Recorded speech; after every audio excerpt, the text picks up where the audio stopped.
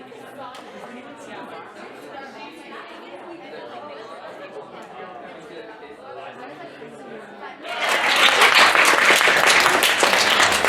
is JP's 9th annual Poetry Slam, and we are very excited to have all of you here today. So now that we've all gotten settled, are we ready to get started? Yeah! By the end of the night, we are going to know each other very well. So to start it off, I am going to be giving a little introduction of myself, and so is Ursula. So, hello, I am Bill Tang, and I am a junior here at JP. And so I guess I could add that my favorite food is Chinese hot pot. The way the seafood is so good. Hello, my name is Mersla. I am a senior at JP Stevens. I absolutely love reading and poetry, of course, which is why I'm so excited to be here. One of my favorite authors I'd like to add is Oscar Wilde, though that list is always fluctuating. Now we're going to get back onto topic for poetry. How many of you have been to a poetry slam before? That is a very impressive amount of hands. Just to clear up for the people who are new here, we are very excited to have you here for the first time. And just a few rules to go over. If you really like what a poet is saying, instead of the usual clap, we will be snapping. If you can't snap, I'm sure there's alternatives. Some other things that can do quietly are just going ooh or ah or that's amazing. It really helps with the poets because what they're doing up here is quite nerve-wracking, and anything to keep the energy up, even facial expressions, having a nice smile instead of a judgmental stare, anything to help. Yes, and now a little bit about the Poetry Performance Club. So we believe in the power of the spoken word and the art of sharing our experiences with others. We aim to inspire change in society through poetry and to create a supporting community built around words. Our mission is to create a platform for the students of JP Stevens to express themselves through performance poetry. Before we actually officially begin, we would also like to introduce our tallier, Mati.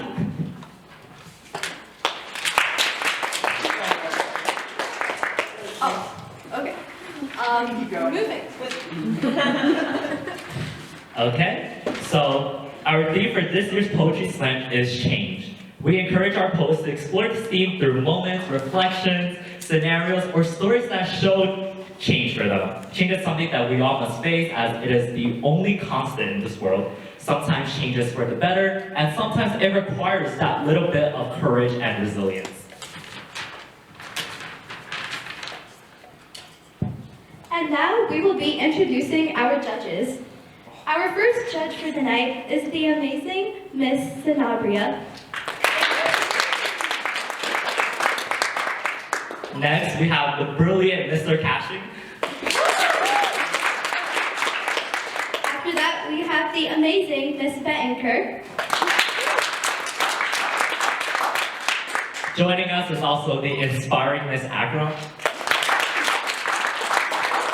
And last but definitely not least, we have Miss Butkowski. We'll have a round of applause for our judges again.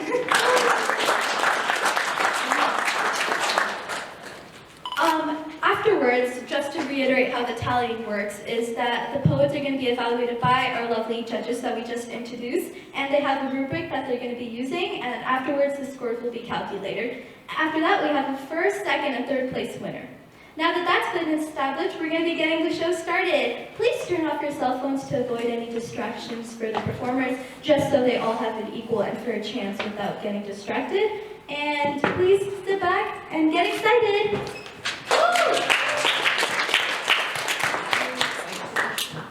And now, to help the judges get some precious practice and to get us started, we're going to be having a sacrificial poet who will be the baseline for the judges to score the other poets. She is not in the competition, but is here to open the show and to warm up the stage. So please give a very warm welcome to Kriti Agarwal performing Occasional Poem.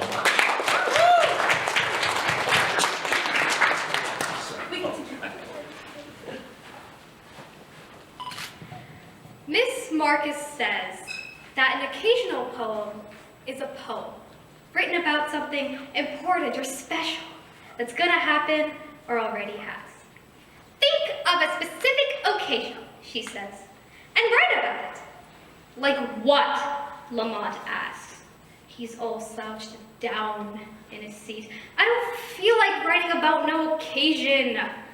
How about your birthday? Miss Marcus says.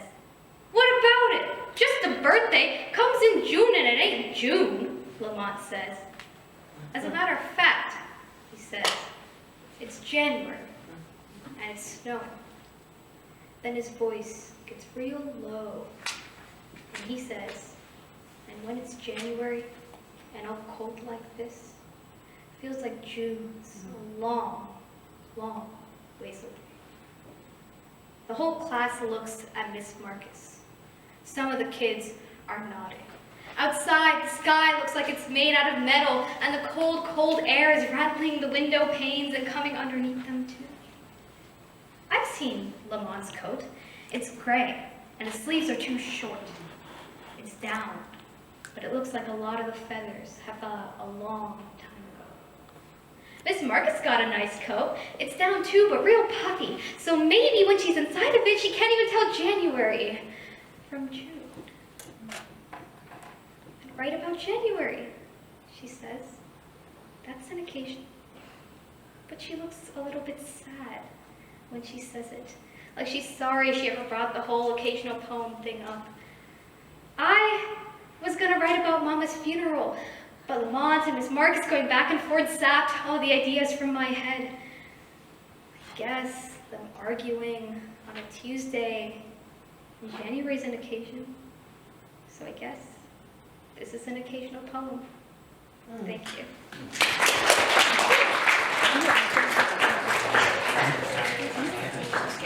What a fantastic poem to start the event. I absolutely love the way that she changed her tone throughout the poem. And so now we will formally begin with Tanishka Dake with her poem, Still.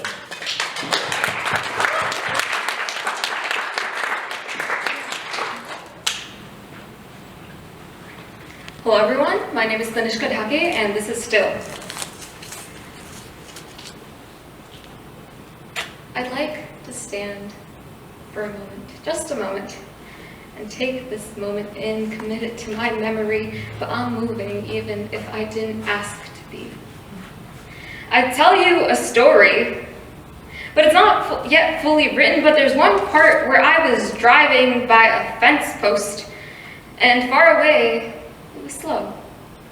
Then it got faster and so fast till it simply ran by me. Motion is relatively confusing. I can't seem to tell. We may be still, but are we really? The moment when we leave this door a little bit weary, it'll all be the same, right? Really? That story I didn't finish writing, one page of it is the day in 7th grade I woke up to an English assignment about what just happened. And truth be told, I didn't know what just happened, but turns out the night before was the loss amongst thousands, and that was the day I realized every single morning I wake up and something has been lost. Mostly because we are blind. Our lives will go on, though, right? Not really. Help me handle this truth as lies proliferate through people's Twitter feeds and people's screams and of people's global warming wildfires, and they tell me I'm the face of the future. Yes, I am the face of something, but someone give me a flashlight and some goggles for this future. The smoke and ash are burning my eyes, and I'm not quite sure where that light switch is in this room. And someone stopped me as I learned the truth. It seems I see more the farther I step into the smoky dark. The words that pierced our souls are now secretly painful inside jokes.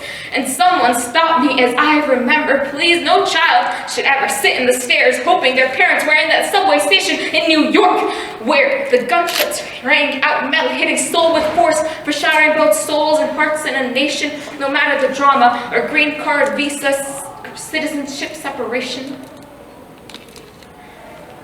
We are no different, truth be told, just that different has somehow become the language we speak. And yes, I know the truth. Yes, we know the truth. But that doesn't make us weaker. And yes, we keep saying and seeing all that we've remembered, but that somehow hasn't changed. Who's our speaker? How much do we have to ask, to beg, to take one more step? Resilience in the face of adversity is one of the best ways to be. Keep taking that one more step. And yes, motion works relatively. Sometimes we're catching up to someplace and sometimes we're moving from another, but as long as we're together and getting better, how does it matter? And I believe in change. I believe in that light switch I'm starting to see at the other end of the smoke and ash room. Just need one more step. And yes, I believe in change because a society that is stagnant is still moving. Whether you like it or not, someone's heart is changing and breaking and metals clanging, symbols creating sound, symbols that herald the eras that we have lived and the eras that we will bring. Whether you like it or not, we are turning about the Earth's axis as the earth hurls around the sun, plasma flame that illuminates my soul, your soul, our souls. No, the outside will not be the same when you step out of this room. No, we will not be the same when we leave this room. But at the end of the day, really, does it change who we are? No, not really.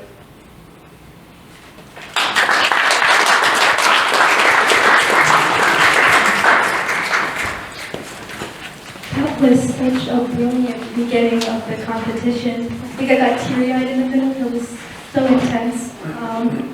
For our next competitor, we have Emily Shi performing How Taiwanese Food Was Invented.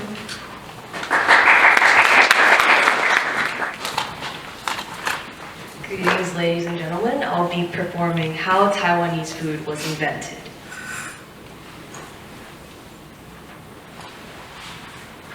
It started like this. Braised pork, splayed over rice. This is me when I come home from another day sacrificed to the fork. A girl in the second grade used to kick me under the table. Splayed at a fork path between her own business and mine. Her legs brown-nosed tables, imploring, make way, all distances to kick me in the steam of life. But the desks were arranged in groups like soup dumplings, xiaolong bao, steaming at each other's presence, baby skin dragoning at the pores. No way of turning around, no flipping the pan. I said, I'll tell on you. And she stopped. Oh, deadpan, flipped, burnt on one side. She shriveled at confrontation. Nowadays, kids don't sit face to face. Face forward, a girl behind me blasts her feet through me from the seat behind. The way I would attack a tongyobi. I am all flimsy, limbs. I am all flimsy. Scallions like open pockets, begging her like red envelopes, open on one end, sealed on the other, because what is a girl but a welcome mat? Inviting her home, or huoguo, or hot pot, in like steaming, laughing, steaming bowl of love. But behind me, she thought jackpot. And I wish I would have turned around and said, no, but I didn't. Oh, I shrivel at confrontation. Instead, I smelled foul whiffs of unchastity, listened to her spit at me, saliva strewed with a pungent smell of stinky tofu. It's a type of thing that you wouldn't expect in a recipe. A secret ingredient it's a type of thing that you wouldn't expect in a recipe. A secret ingredient that comes from entropy for me. Her 2 feet and my bum were now guabao, waning from hip bone to hip bone, fibulas flanking and squeezing to the point where you think that your pelvic girdle is about to snap. martyred to shoe soles, some fat bread sandwiched by the balsy unbred force of odium, oysters odorously shoved into your throat. Stop! It kills me to bring this back home. It kills the land too. A bully's bread is invasive. It is not Taiwanese. It is opulent, grand like Chinese cuisine, succulent, naked, petulant, pining for scentless bloom. Soul beaten by soul, I thought about how Taiwan had been kicked too. Kicked so deep in the stomach and regurgitated a culture. Dishes small, ugly, forgotten. On the 11th hour, it threw itself past waters, put itself out there. Words succinct, savory, ambrosial, desperate. Food forever sweet, living unbeknownst to the opposite, be it sour, salty, spicy, bitter, blasphemy, bio, existence, floating, ungrounded, jettisoned. This was their way of saying I'm here, forever a disputed, disposed postulate, because they didn't have anyone above to say they would tell on them to. Because who was above you, they didn't know. Who tells me who is above, it's a weird thing. Who tells me who is above, who tells me why I shouldn't be afraid, why I should be afraid? Who tells? So I show, like in show and tell, my favorite, 牛肉面, plump noodles like rivers carried by the things around it. Bok choy, beef, yummy stew. Or fried chicken, sizzling like the night markets in Taiwan, full of cries for home when in home, or for a known future without it. Or 卤肉饭, which I order all the time in every crevice of this country to show my tourists this is where I want to be. I leave hints of how food is meant to be ripped apart. Shoes are meant to be worn. Shoes are meant to be worn, but if these bodies are meant to be used, then are my words meant to be said? I leave leftovers in every Taiwanese restaurant, begging for someone to see. I write poems showing, not telling. You can see from the gaps in my writing, I am not a silent victim, dead meat, taken by the fork, pretending to finally be the offender again. I masticate feng li shu, taking these pineapple tarts by the fork from the river drying in my bed. Down the street in the Mid-Autumn Festival, a beggar limps towards me and asks, "Do you have some change?" Yes, I do have some change.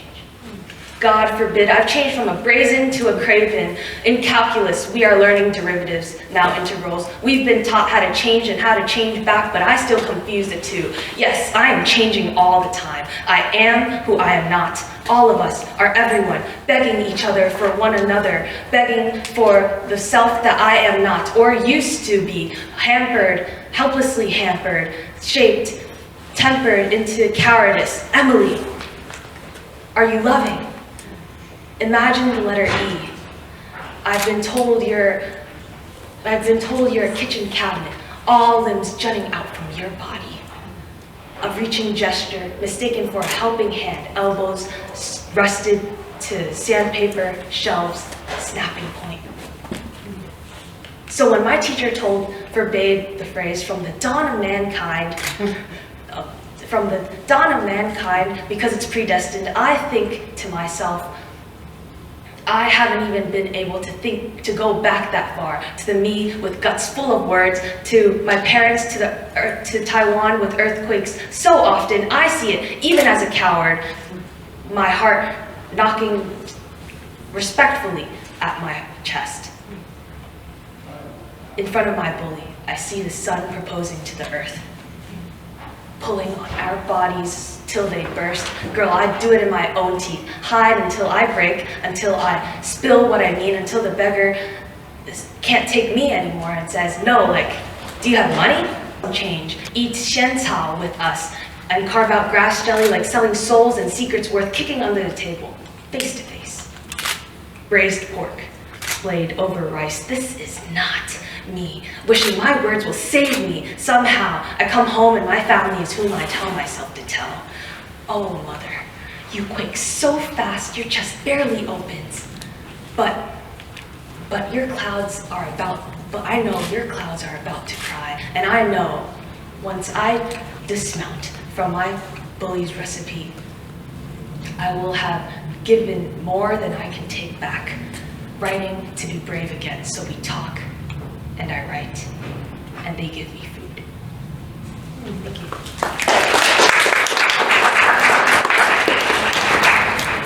That was excellent. Just listening to all the connections Emily made about food with her own personal life is truly eye-opening. And I also have to admit, after listening to all of those Taiwanese dishes, my mouth starts to water a little bit. So next up is Ananya Chobe with her poem, A Somewhat Greater Glacier.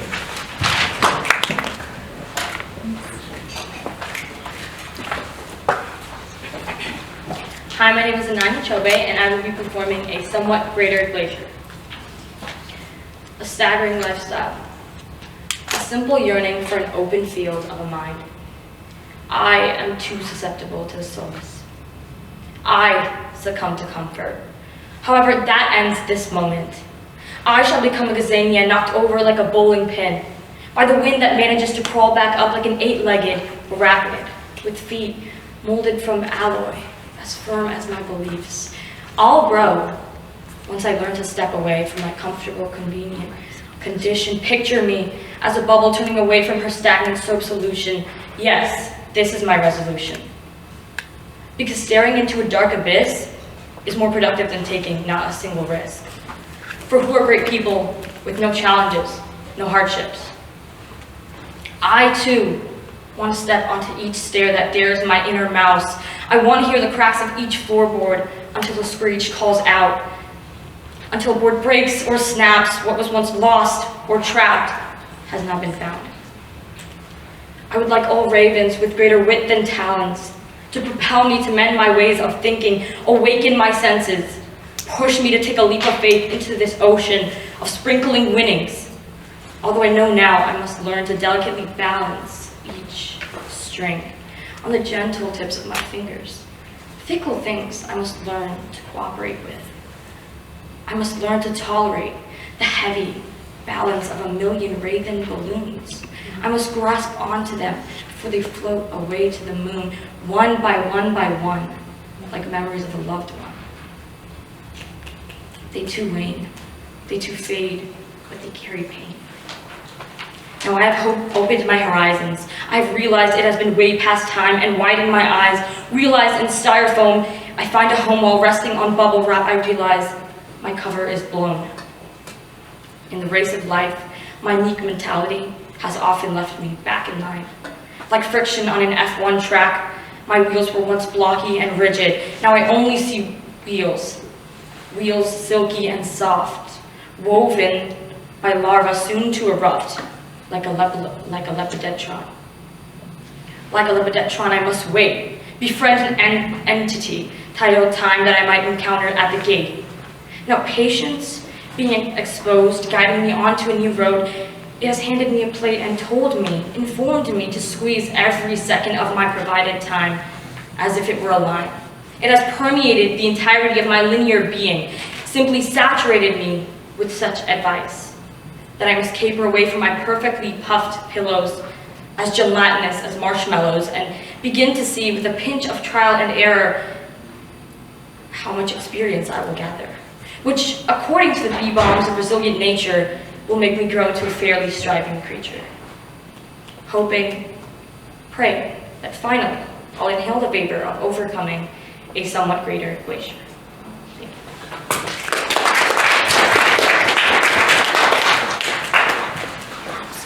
That was such a beautiful poem, scattered with the most beautiful metaphors. They were so intricate and heavy. Moving on, we have Josiah Murphy, and he will be performing Had You Said the Word.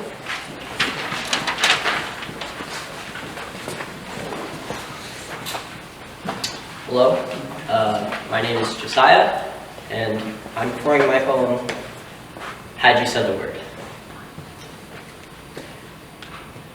Had you said the word, I would have leaped right to you. Forget the stepping stones, I would fly over the river. Time would stop in the air, excitement holding it in place, knowing that things would be different, knowing that your bright future was shining with me. Had you said the word, I would have made you my essential. You would be the air I breathed and the light I see, the ground I walk and the dreams I make, the words I write and the music I sing, the rhythm I feel, the love I need. Had you said the word, I would have asked, where will we go? What can we do? Who will we become? No matter, now we do it together. Had you said the word, I could have looked towards the sunset, walking towards that sparkling realm full of sunshine's rays and our memories. I could have looked up to the moon, enjoying its soft glow. And when it set low, I could wake up to you. Had you said the word, I could have followed the stars, knowing nothing would be brighter than the hope I had in you. Wayfinders, constellations, compasses, all of ancient knowledge tells, find someone and follow them too. Buds awaken from their slumber, and trees regrow their clothes. The sun breaks above the horizon.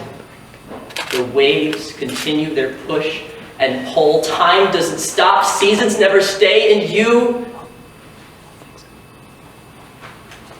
Sorry. But can't you agree? It would have been lovely.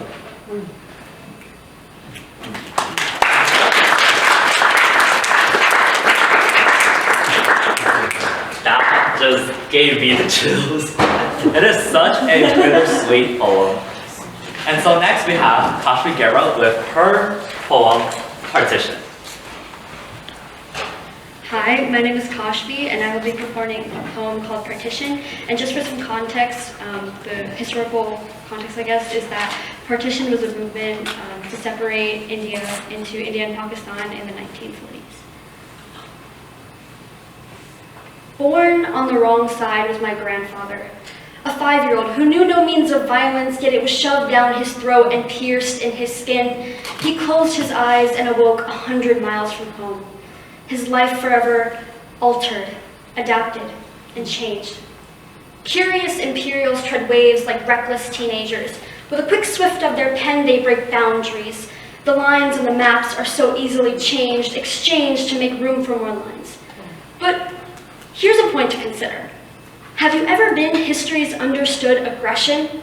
The fire that burns first and last, the fire that never dies, the fire that remains constant in the mind of my grandfather? Have you ever been the mother counting her blessings? Pray that my family won't die. Pray that they won't hear my daughter's cries. Pray that my dying spirit will stay alive. My grandfather traces down the middle of two nations once whole, broken. Like two angry siblings whose peoples jump over and under a bridge, crossing over a blood-soaked river, crossing violence upon violence, and every white soldier goes home stashed while every victim is strapped for cash. Now, the cash, the rupee, is it different for you and me and them, who appreciated our wealth to the point of extinction? Our whole country became one big contradiction for the empire's destruction of cultures and stories, ones whose celebration was once a victory for all of mankind. My grandfather scratched the soil for something grander, his painful eyes scanning the boy he once was to the man he became simply by jumping a line. Hopping from one side to the other, his feet were burdened with his changing identity. Watch his shoulders sink and drop as his faith and purity were charged temperamentally. Modern authority, dignity, his home painted black and blue, torched and lit, and then left behind as if his mind and soul did not have a place on this map. His world was changed and switched off in a mere moment, as if the electricity that courses through his veins was replaced by British fuel? Was he Indian or Pakistani? Maybe neither. Was this land his land? Were these people his people? Was the flag mounted his flag? Or was every historical site a beacon of warning? Beware of the English vipers, put up signs and shoo them away, or fear the partition that's coming your way. Supposedly, they paved a path for something new. Realistically, they planted a trail of graveyards whose ghosts haunt his very soul. They watch as blood and tears fertilize a mango tree and bend the meaning of freedom to their will. And in 1 year, the world had changed. Every country was scrambling to understand the before and after snapshot. The photo lens blurs my grandfather's story. My grandfather, who became a statistic, a survivor, one who survived out of the many who did not, he had changed. Every bloodshed tear and dirt-filled nail had broken his heart over and over and over, and now he was only 6. Little did he know that his prophecy spelled out bitterness, but his tale will change, and he will one day sit proud in the house that he built from rubble and stone and watch the ashes of his mother sit proud on the mantle. He will work from the ground up, turning over every stone, and smiling with 10 rupees in his pocket, pouring all his pennies in a jar in hopes for tomorrow. He will pray for his future son and the opportunities that he could not provide that I now have. He will paint his palms with mud and soil and look up to thank the gods for the life that he has now. He will sing the national anthem, swallowing all the air around him and letting go, because he has a home.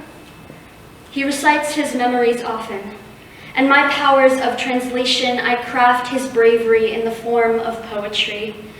I recite the words that he could not publish, and I take on the challenge of my grandfather and partition. Thank you.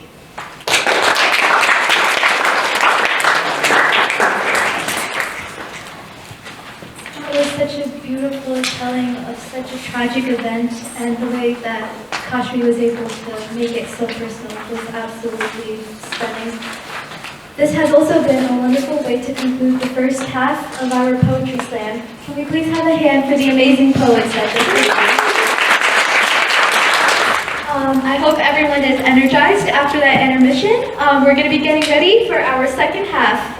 To get things going again, we're going to have our first performer going, Edith Zhao, performing A Poem on Wheels. Give it up for Edith.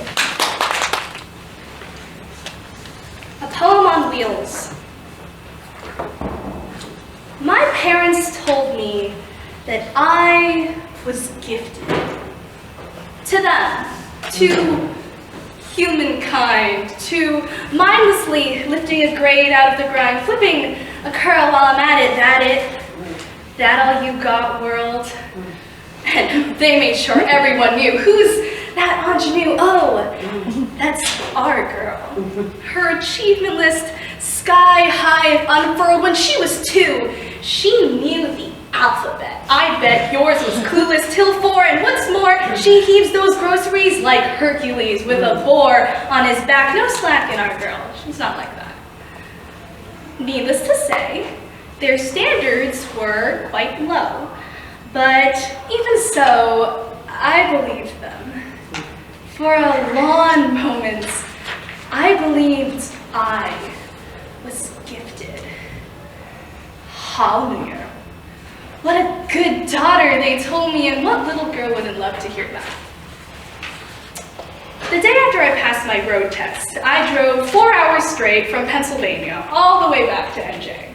Now, driving is no child's play. It's more real than most deals the devil will make with your mind, taking whatever chance it finds to shake you till your mouth is O-shaped, eyes tear-caked, heart staked with oh. Missed the turn. I'm so sorry. My dad says it's completely fine, so why don't I believe him? Nevertheless, driving came pretty smoothly, I can't lie. A nudge of the blinker, my pudgy fingers sliding the wheel like a sailor, trying to brush away the dusty haze with my eyes for a harbor with no name. What am I trying to find? I suppose I'm trying to find a poem, but poetry evades me. My parents say it's completely fine. Halmir, our gifted girl, you're trying. I don't know what to believe. Nevertheless, my car did become more than just a means of moving from point A to B. Between you and me, I was beginning to see the poetry in each grain of dashboard dust poured up in neon luster, the glee on our faces masked by darkness. We're parked, me in the driver's seat, key in the ignition, you sitting close, moonlight ghosting our faces like a flightless bird. Words are easier in this metal fortress where I pour out my soul secrets to you under the illusion that within this car I am safe. I tell you almost everything, but what I don't say is how I wish I was gifted. Because if I say it out loud, that would mean I'm not, wouldn't it? One Wednesday, wheels once again grazing pavement, rain like fog, like dust bogging the air. I hit the right pedal a hair, bam! A car from the left collides. A shattering, a dull thunk. The trunks, okay, the side takes the blow. I'm jolted, head to toe, heart thrown into my throat, dust splashing, gusting into my eyelashes, panic pinned and grasping like my soul to soaked, skinny denial. A vial of bitter, artificially flavored reality. She's staring at me. Her car gray like the sky, mouth hanging wide, O-shaped, eyes tear-caked, heart staged with a mistake. How could I make this mistake? Outside the car, words are like salt in a wound. What can you even say? I'm so sorry. Halmir. What a funny phrase that falls like a wax wing. I refuse to believe it. That was not your girl, impaled with guilt. That was not your girl who failed to win, who fell off a tree she knew she could scale, head splitting, letting loose. Your girl evades me like an insurance adjuster, like dust I'm sure will never settle, like a poem. A girl is like a poem. They want to be told that their intricacies are like veins, pathways of ruby red animation. They want to be told not to be ashamed of their mistakes or run-on punctuation.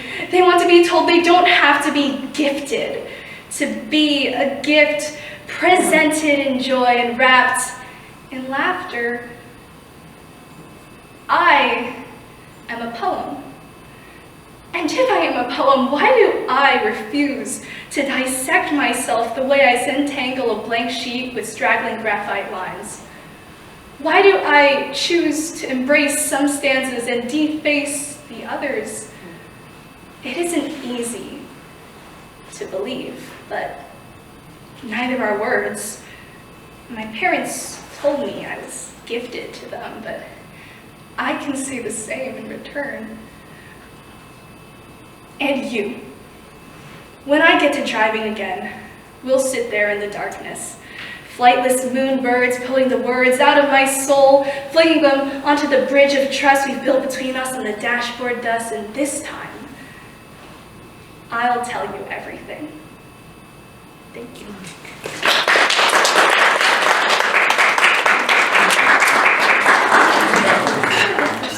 That That was such an exceptionally vulnerable poem.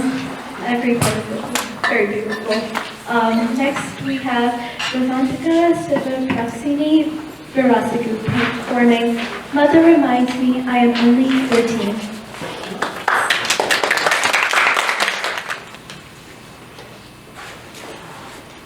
Hi everyone, my name is Revantika Sivapraksini Virasiku and I'm performing Mother Reminds Me I'm Only 14. The Brumal nights that once gave me solace now fill me with nothing but dread. Oh, how I fear change. The glares that I see in the hallway break down every form of contentment that I once had. The expectations of my one-day reality, pushing me deeper and deeper into the sea until every part of me is filled to the brim in the frigid weather. The fire of passion and desire that once burned is now a dim light in the back of my head. Overwhelmed with insecurity and doubt within these new school walls. Oh, how I fear change. No air was allowed in once 9th grade struck. In fact, the only thing I struck was the bottom of the sea, where water had turned into ice, where I had become frozen as you could possibly be. Yet, all I could think about was her sacrifice and struggle, her agony and strain, her endeavors to make sure I would never face the darkness that lies at the depth of the sea, the abyss where nothing but menace, peril, and distress lived. Oh, how I fear change. It was where she told me she struggled the most. It was where you became so frozen that life was something that cannot be guaranteed, where hope was something that you could not see. Yet even being filled with this desolation, I tried to breathe, knowing that this is not what she wished for me, to be a void of work, a simple machine. Oh, how I fear change. She pulls me like a life vest, up and away to where I could see the light again, to where I could see the blueness of the liquid surrounding me. Change is inevitable, my dear. But the outcome of change is like clay, like the sand at the bottom of the sea. You relay, you decide what change relays into your life, whatever that may be. She says, the sea is not scary, my dear, but rather you make it that way. For with the cold, brumal nights come an array of creatures who too face change in their days. It is a universal experience to be afraid of something that you cannot see. The change that I was afraid of was like a cave of the unknown, but that unknown could have been treasures of pearls and silver rather than an abyss of me alone. She was not hiding me from the darkness. The darkness is what I created, afraid of that change. I am no longer a frozen pinnacle of stress. I have melted away into what can only be called ambition. The flame that was smothered is now smoldering to soon be seen. Oh, how I am afraid of change, I say one last time. But knowing that my dreams are ones that can only be accomplished on the sand and not in the sea. Mother reminds me by telling me, my darling, you are only 14. Thank you.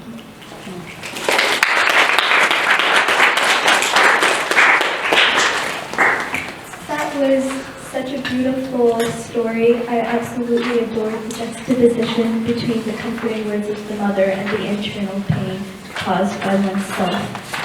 Next, we have Vi Patel performing the poem, Scar of the Soul. Hi, my name is Vi Patil, and my poem's name is Scar of the Soul.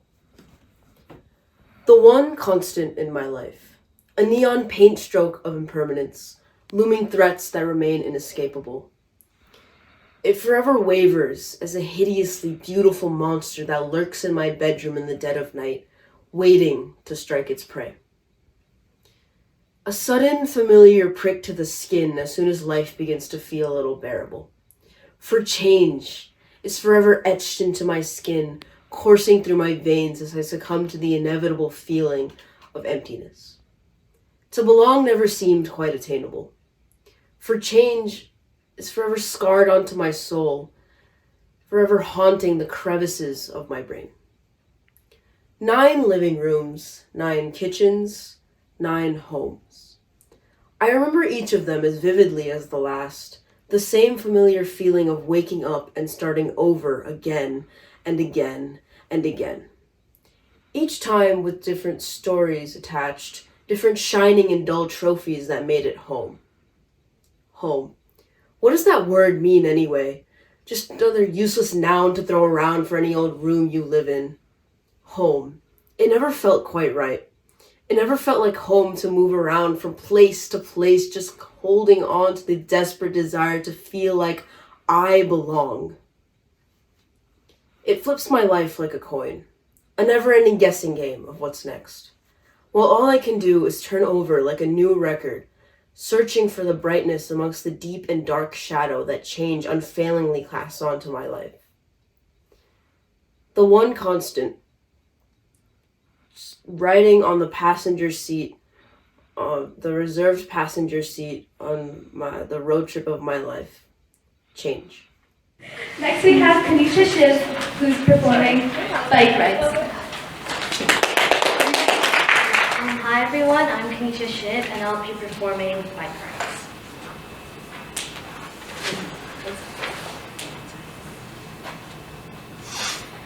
I used to ride my bicycle with training wheels. I'd stare at the world around me through my camera lens eyes, documenting everything until my storage was full. I woke up one morning to find out that my training wheels were taken off. They were nowhere to be seen, so when I hopped on that bike again, I fell. I had liquid ruby dripping down my arms and sapphire tears stained on the pavement. I tried and tried, thought of everything my mind could find, and when I could finally balance on those 2 wheels below me, I wasn't looking at the world around me. My camera lens eyes had lost focus and were staring down. I wonder how my eyes full of glow turned into eye bags. I wonder how staying up late watching Disney turned into wishing to be able to sleep at 10. I wonder how not caring how I look turned to having a mirror in my back pocket every day. 10-year-old me seems so far away, yet so near. But I will never be her again. I will never be the girl who needs to hold someone's hands at crosswalks because soon I'll be old enough to drive past them. Making friends will never be as easy as it was when your parents arranged play dates for you, and I will never again rush to unbox my new Barbie set. But the name Toys R Us will always excite me. What do you want to be when you grow up? I loved that question as a child. Every time I was asked that very same question, I had a new profession I was certain to detain: astronaut, president, neurosurgeon, famous author. What do you want to be when you grow up? I hate that question now. What used to be a cute, indecisive child with big dreams was now burnt out with unrealistic dreams. And yet, I still wonder how my summer bike rides turn into not touching the bike at all. So I mount my bike once more. Each pedal stroke a heartbeat, each turn of the wheel a rhythm. This time I drink in the world around me. With my camera lens eyes, I'll capture the world. Thank you.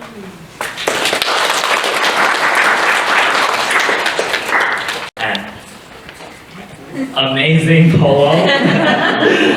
I really like how she made the connection between her past self and also her current self. And next we have Krish Patel with Conveyor Belt. Hi everyone, this is Conveyor Belt. Those glistening days, replete with glee and games, seem timeless like a fairy forever. Free from care and dread, far from distant aims, firm as the bed that was to shake never. But the belt had begun its fateful roll that forced the floor to surrender and quake, its mighty push ahead to all things whole, that not even a divine wish could break.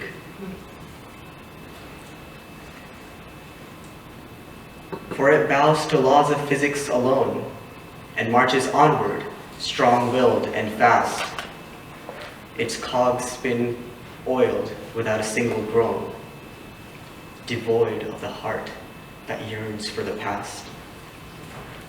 Thrust forward, I seek solace from the warm pool memories spill behind, as the world grows cold with the cutting gales of a vile storm. I turn and run, but faster the belt goes, until I fall. My glories were once fresh and fulgent, but now they recede and fade, submerging under depths set to enmesh, whose waters into which I could not wade. On this belt, I feel bound for the abyss, rush to it at speeds ever more so cruel. Forlorn, I flop. But up above, I miss glints of light that fly past, each a jewel, congealing to orbs that emerge, with quivering brilliance of prismatic hues.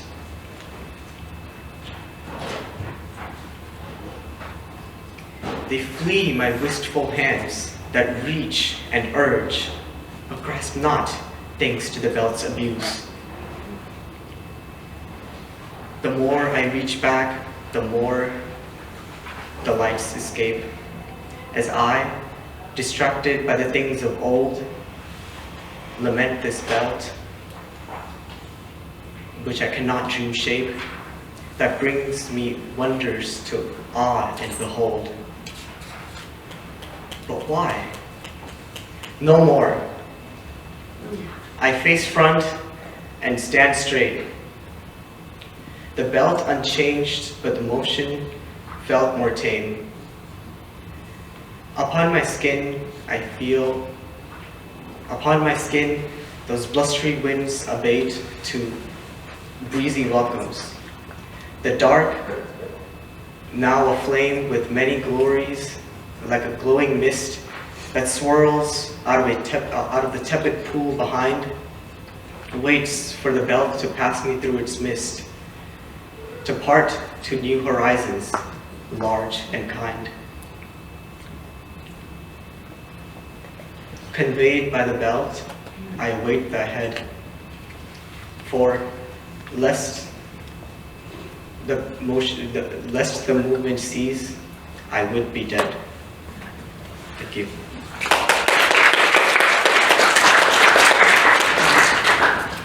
I absolutely adored the metaphor of the conveyor belt. It was just so original and so heavy. And finally, last but finally not least, we have Anushka today performing Seasons. Hi everyone, my name is Anushka and I will be performing Seasons. My mind exists as a planet of its own, constantly turning on its axis, rotating the solar system with people and population that were only alive for 93.6 days where it faced the sun. 93.6 days after months of endless, wasteful, wicked winter, doubt cleared the sky, and happiness bloomed with the flowers, and so too did I join the people of my mind world with their happiness, with the season that shone and sweltered and breezed through the ever-changing challenges of my life. Summer Anushka was content and wild and happy. Summer Anushka got out of the house and wanted to socialize. Summer Anushka was just as colorful as the clothes she wore. She waltzed with the wind, nothing but the sound of the chirping and rustling as the mellow music that accompanied her. I was never sorted into just moods. There was no content, or glum, or free, or trapped, or excited, or tired. I was summer and spring and fall and winter. And so, There came a time where I looked up from my seat at the tender age of 11 to find there was another like me. A girl of summer with tan skin and fluffy hair and a white flashy grin with stars in her eyes, and in those stars, I saw more summer. I saw swinging from Park Swing's sunny joy and staying up until 4 a.m. flowering insanity, helping me with my eyeliner, green grass happiness, or at least that's what it had looked like. As the seasons began to shift, I began to see her change with them. I saw her create a windstorm of seasons for me. I saw her take my mind world and split it like a plastic top. It took several cycles to realize that maybe she wasn't ever summer at all. In the winter, while I kept my hair down to protect my neck and ears from the biting wind that carved into my body like a gold-tipped knife, I learned to keep it that way because my ears stuck out a little bit when I tied it up. While in the winter, I tried to talk a little less. In an effort for the shiny chapstick slathered over my disastrous splintered lips to work, I learned how the silent treatment truly worked. I was never happy with bare trees and cloudy skies and having to go up into the Antarctic state basement just for a space heater. But in the winter, I truly learned what it was like to go from feeling like I was flying, intoxicated with my happiness, to being thrown down into the desolate bottoms of hell rock solid, distraught. Leaves fell off, and my temperature dropped desperately. Grass began to yellow and frost formed upon my heart. I looked up at the sky. It was gray. Winter Anushka wore baggy clothes that weighed down her heart with her body. Winter Anushka never looked up, had her hair out loose and wild, uncaring without a concern for its unruliness. Winter Anushka had nothing to give but her nothingness. Winter Anushka was distracted and unfocused and couldn't give anything in the world. Winter Anushka had chapped lips and never felt like smiling. Her heart closed and curled. That year, I learned that summer could really be winter in disguise, and it was some time before I felt myself thaw once more. The moment I finally felt that crack in my core was when these sources of winter had left my life. It was when the poisonous flower was cut at its roots, when these flowers showed more than their pretty attributes. I learned to freeze and melt and thaw and crack and mold. I learned to dance with summer breezes one moment and to bury myself in winter cold. I learned that the sun sometimes shines in the winter, and plants can still grow in the biting weather. So between all these hours and seconds, I learned to be bold, and so that year I learned my leaves will always fall, my temperature will always drop and rise, and my flowers may die and regrow. The planet of my mind does not just spin steadily in a regular rotation, it goes up and down and spins around and topples to the side, and so I've tried so hard, but I can't just be one season at a time. For the seasons change rapidly, as does my ever-changing mind. Thank you.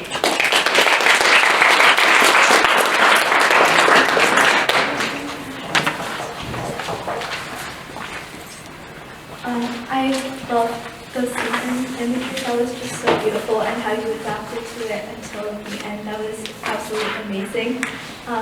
And just like that performance, all of our performances tonight have been absolutely phenomenal. Yes. And we are so happy that you guys were able to share your voice and be up here for us.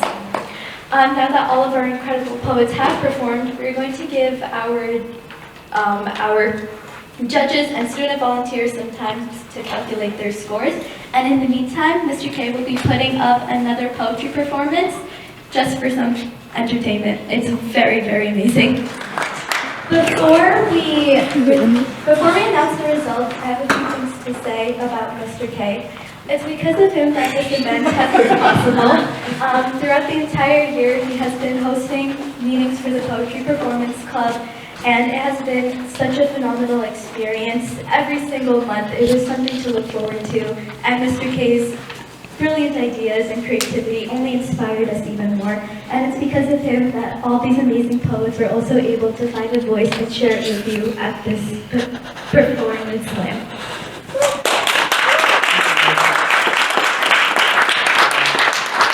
I'll keep it brief. I just want to say a couple thank yous to everyone that helped make this day possible in this event. First, to all the members of the Poetry Performance Club that make this club wonderful, that helped out, particularly Lev and Maya. I don't know if Lev is still here, but Lev and Maya for helping us out today. For the FCCLA for the wonderful spread that they provided for us today, and for our Poetry Performance Club for also providing some of the food. There were some refreshments afterwards, so don't run away. Our administration for supporting our event, for helping us out, especially for our lovely judge, Ms. Witowski. Mr. Robinson over here always helping me out with everything I need, whether it be the speakers, the rooms, whatever we need, he helps us get it. And the custodians, especially Joe, I'm not sure if he's around, but he helped set up all the seats how you see it today. And if you were here last year, you'll know that we had this in the auditorium. This is our first time in this space, so we had a couple of learning curves, but I think it was a lot of fun. So thank you for helping make this a really great first-time experience here. To the teachers and faculty that are here and that support our students in the classroom, outside the classroom, thank you so much. For the audience, thank you so much. This wouldn't be a slam without anyone to snap and clap and shout, so thank you. Of course, our judges, thank you for being here, especially. We know you all kind of time of year this is with grades, so it piques your interest to be here with us today. Our wonderful MCs for hosting and for filling in when we needed to. This might be the first ever for something like this. And of course, for Mati, our tallier over here. And of course, for all of our poets that are on the stage today. Particularly this year, I watched these poets grow. They came to me with wonderful poems, and they ended up with amazing poems. They had been working diligently, revising, changing, tweaking, practicing. These are just such amazing students, amazing people, and amazing poets. So thank you for being here and for supporting them.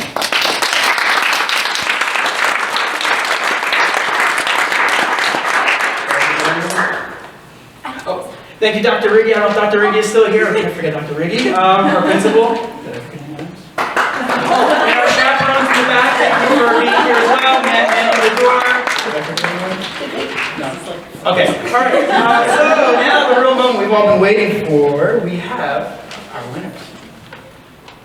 And our third place winner for $50 for the 2023 Poetry Slam is... Sorry, I just wanted to build suspense. Kashfi Guerra.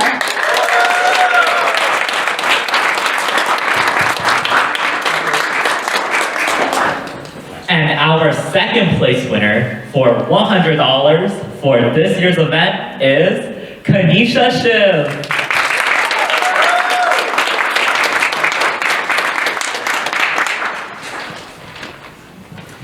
And our first place winner, the prize of $150, who's participated in 5 consecutive poetry slams. Yes, 5. I know there's only 4 years in high school, but 8th grade counts.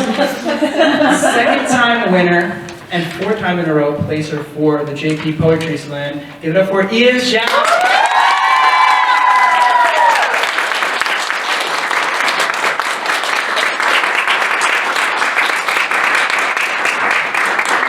All right, thank you again for coming out and having a lovely evening with us. Let's have one final round of applause for all the poets.